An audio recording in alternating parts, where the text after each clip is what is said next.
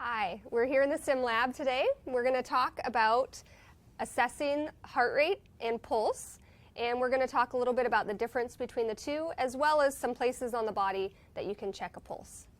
So thanks for joining us. And the first thing I want to say is, have you ever checked your own pulse? Yeah, I check my carotid pulse after I exercise. Same here. I check my radial pulse after I finish dance practice. I actually check my radial pulse while I'm running, just to make sure I'm staying in a good training level Yeah, so during my run. it's very common for people to check their own pulse, and it's something that a lot of us do on a pretty regular basis. So it's good to know how to do. But when a healthcare provider is checking your pulse, they are also, doing the same as you, counting the heart rate, but they're also thinking and assessing for some other things. So we'll talk a little bit about that today.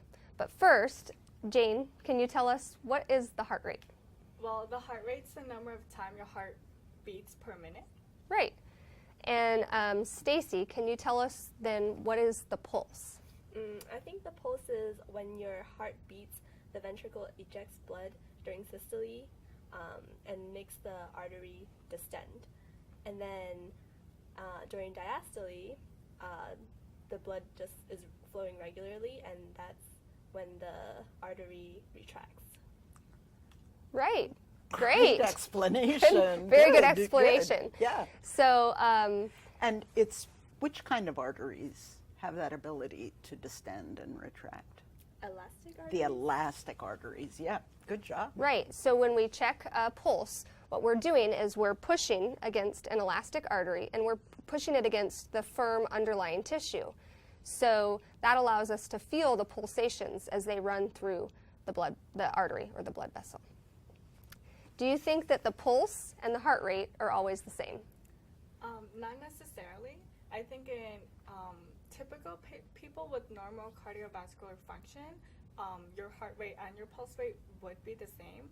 But however, in some patients with like cardiovascular defects, they might not have the ability for the heart to pump that strong pulse throughout the rest of the body, which could cause patients to have poor perfusion and to have like a weaker pulse. Right. That's great. So typically the heart rate and the pulse, as you said, are exactly the same in a normal person with healthy cardiovascular function. But if somebody's heart is not able to contract strongly enough to create blood flow to the peripheral areas of the body or the parts of the body that are far away from the heart, then you might not feel a pulsation for every beat of the heart if that heartbeat is weak. And also, if there's problems with the arteries, if for some reason blood is not flowing through them well, you might not get a pulsation in that artery when you have a beat in the heart. So that was a great explanation.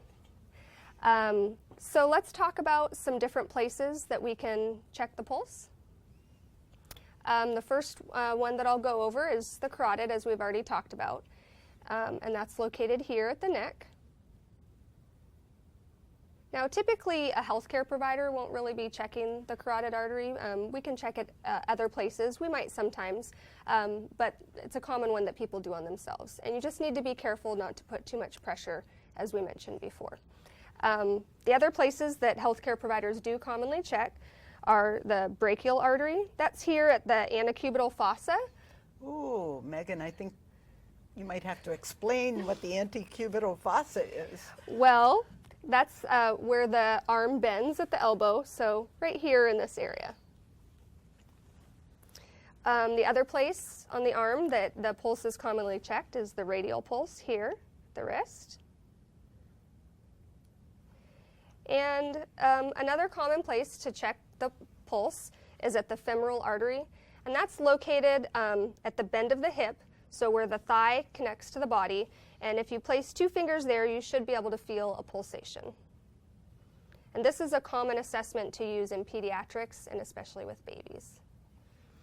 The next place that I'll show you is at the foot.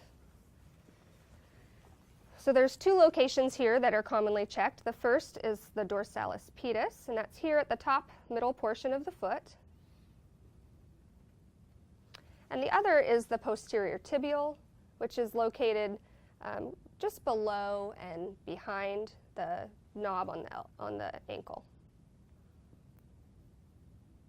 And so these are common pulse assessments if somebody has suspected peripheral vascular disease where the blood is not flowing well through the arteries, because you might not be able to feel a pulse in that location if somebody has poor blood flow, or you might just feel a very weak pulse.